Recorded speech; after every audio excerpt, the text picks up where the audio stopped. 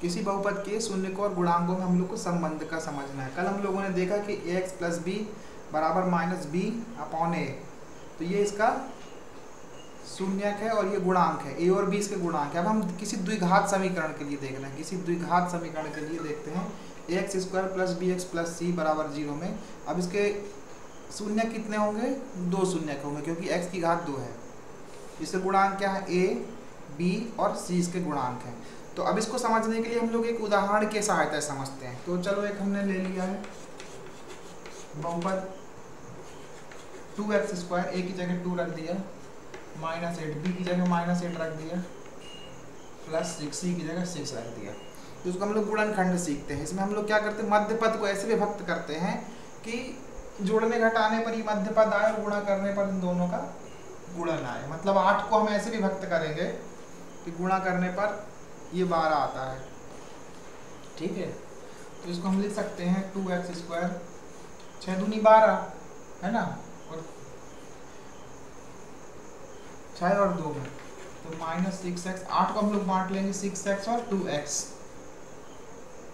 ठीक, 8x को हम लोग लिख सकते हैं 6x और 2x, क्योंकि दोनों माइनस माइनस तो ऐड हो जाएंगे, 6 और 2 8, 8x ही होगा।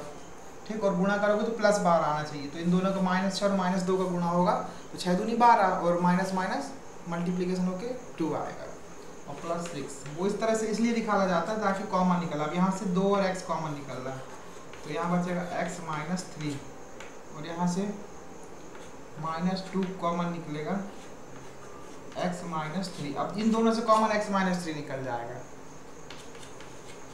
2x माइनस 2 बराबर x माइनस 3। तो इसके शून्य क्या निकले? इसके शून्य निकले आपको, देखिए, या तो इसका वैल्यू 0 हो या इसका वैल्यू 0 हो। पहली कंडीशन, जब 2x माइनस 3 बराबर 0 होगा तो 2x बराबर 3 और x बराबर 3/2। ठीक, और दूसरा x माइनस 3 बराबर 0 तो x बराबर 3। तो ये इसके शून्यक निकला, x बराबर 3/2 और x बराबर 3।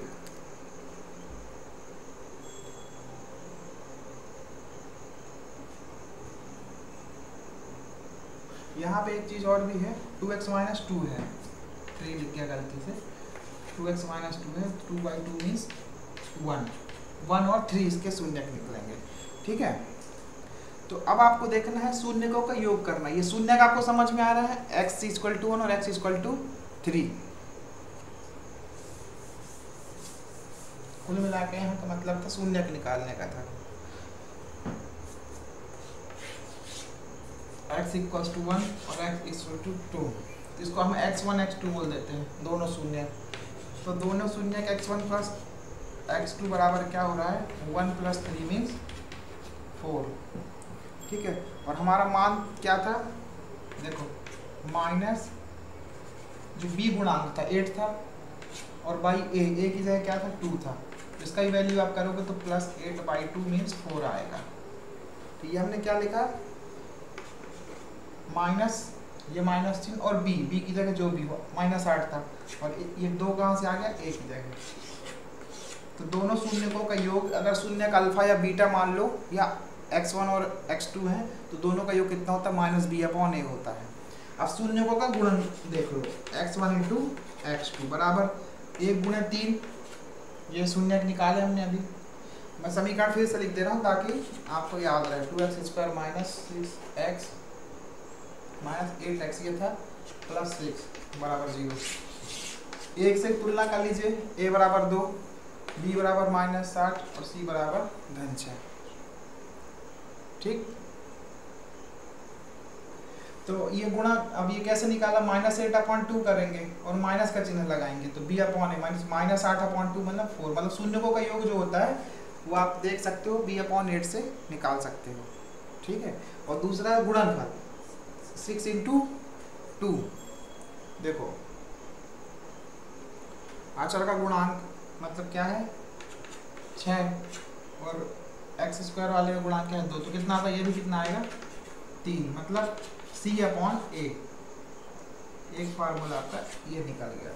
शून्यकों का जो गुणन होता है वो c अपॉन a के बराबर होता है। c क्या है? अचर का गुणांक है। यदि आप इस वाले इक्वेशन से तुलना करो, कौन सी इक्वेशन से? ax square plus b x plus c बराबर 0 से, ये अचर है, ठीक है। ये x का गुणांक b है और x स्क्वायर का गुणांक a है। उल्टा फिर से चले, x स्क्वायर गुणांक a है, x का गुणांक b है और अचर जो है c है, ठीक। तो ये फार्मूला आपको याद रखना है, मतलब ध्यान रखना है आपको।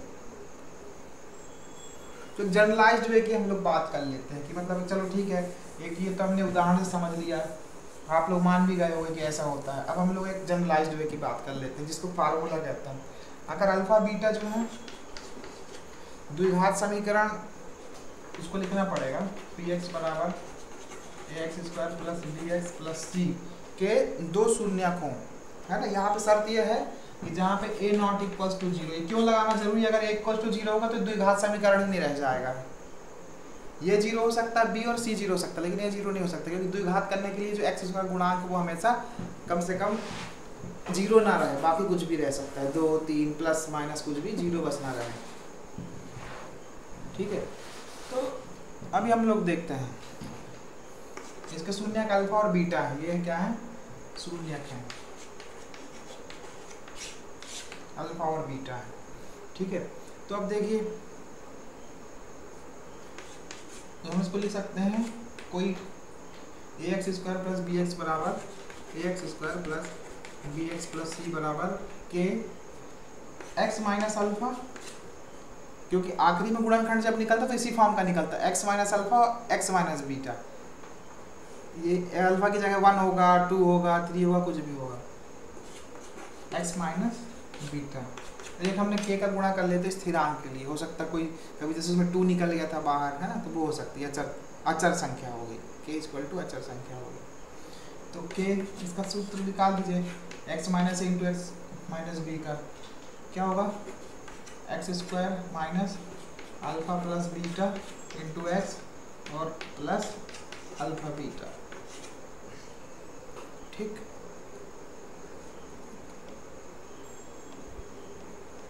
ये अल्फा बीटा जो है आपके यूनानी भाषा के अक्षर है, ठीक। और एक और अक्षर होता है गामा। तब देखिए, अब एक्स स्क्वायर का गुणांक क्या है? के समझ लीजिए, इसको हम और सॉल्व कर देते हैं। एक्स स्क्वायर माइनस के alpha plus beta into x plus के अल्फा और बीटा, ठीक है। अब हमको ये देखना है कि तुलना कर लीजिए आप लोग, कैसे तुलना करेंगे? एक्स स्क्वायर और एक्स और अचर की तुलना कर दीजिए आप, तो आपको क्या मिलता है? जहां अल्फा प्लस बीटा है वहां क्या है? माइनस बी अपॉन ए है,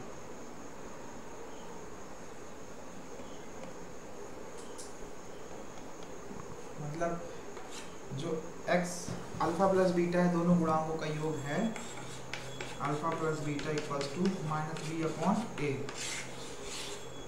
एक फार्मूला ये हुआ, जो हमने x1 प्लस x2 लिखा था माइनस बी अपॉन ए, वही चीज है ये भी। अब बीटा बी क्या है?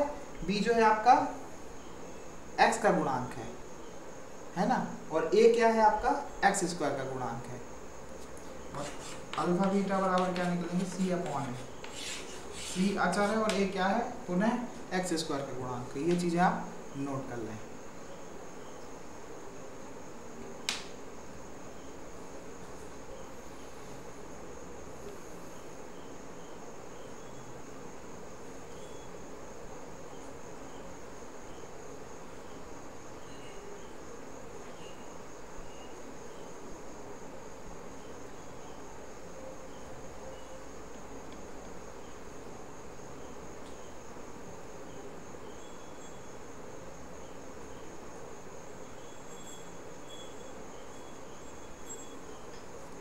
ये अभी आप लोग को थोड़ा सा मैं समझा देता हूँ कैसे हो गया है, एक बार फिर से ध्यान दीजिए, बहुत ही कॉन्सेप्ट वाली बात है। इसकी आप तुलना कीजिए x square plus b x plus c से, ठीक है। तुलना करिए, ए की जगह क्या है यहाँ पे? ए है, मतलब ए की जगह क्या मिला आपको? के, ठीक। अब ये बी की जगह क्या मिली? ये पूरी कहानी मिल गई। बी की जगह क्या मिलेगा आपको? माइनस के अल्फा प्लस बीटा मिल गया। ठीक है, अब हम एक काम ये करते हैं कि इस के को हम लोग लिख लेते हैं माइनस ए, लिख सकते हैं ना, क्योंकि के को हमको वैल्यू निकालना है। हमने माना था के को एक वैल्यू, के की जगह ए है अल्फा प्लस बीटा। ठीक, तो अल्फा प्लस बीटा बराबर क्या हो जाएगा, बी अपॉन माइनस ए, माइनस बी अपॉन ए। इसको पक्षांतर कर देंगे ए को इस तरफ, तो ये हो जाएगा अल्फा प्लस, अपने मन से नहीं लिख दे रहे हैं, ये ऐसे तुलना करने पर आ रहा है।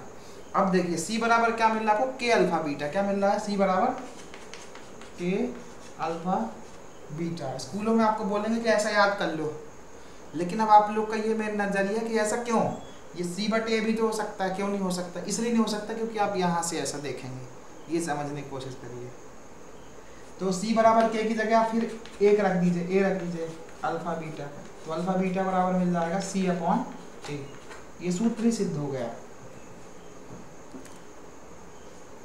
ये जो है सूत्र सिद्ध हो गए। चलिए अब हम लोग जो है उदाहरण एक कर लेते हैं, उदाहरण नंबर दूसरा। ठीक है, ये अब देखते हैं, हमको द्विघात बहुपद दिया है x square plus 7x plus 10 के शून्य ज्ञात करना है। हमको इसके शून्य ज्ञात करना है और शून्य को तथा गुणांकों के बीच संबंध की सत्यता की जांच करना है। ठीक है, तो सबसे पहले अब इसका शून्य कैसे ज्ञात करेंगे। अब 10 × 1, यहाँ का गुणांक क्या है 1, तो 7 को ऐसे लिखना है, तोड़ना है दो संख्याओं में कि गुणा करने पर 10 आए और जोड़ने घटाने पर 7 आए। तो 5 दूनी 10 होता है ना, तो जोड़ने घटाने पे 5 भी आ जाएगा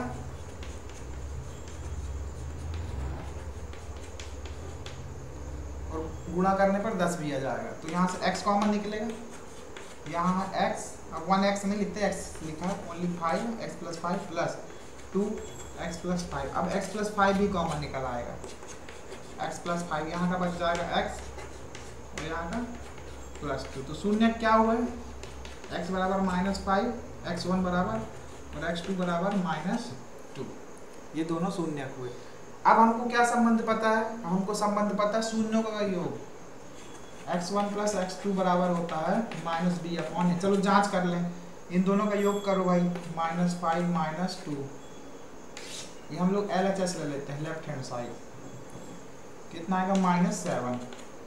ठीक, यहाँ ले लीजिए right hand side RHS, -b upon a, b क्या है 7, तो -7 अपॉन ए क्या है 1, तो -7 आ गया। देखो दोनों LHS बराबर RHS, मतलब ये संबंध जो है ये क्या है, सत्य है। दूसरा संबंध हम लोगों ने पढ़ा, x1 × x2 बराबर क्या होता है c अपॉन ए। ये पढ़ा नहीं, एक्चुअली में निकाला उसको, क्यों आता क्यों है। गुणा कर दीजिए, फिर वही करना पड़ेगा, लेफ्ट हैंड साइड बराबर -5 × -2 क्या आएगा 10 + 10, माइनस में माइनस का इंटू होकर प्लस आएगा, 5 दूना 10। इसका राइट हैंड साइड ले लीजिए, c अपॉन ए, c क्या है इसमें अचर 10, a क्या है x² गुणांक 1, तो 10/1 मतलब 10। अब देखो 10 दोनों तरफ आ रहा, मतलब ये संबंध भी सत्य, ये जांच हो गई। इस तरह से उदाहरण 2 हमारा कंप्लीट है।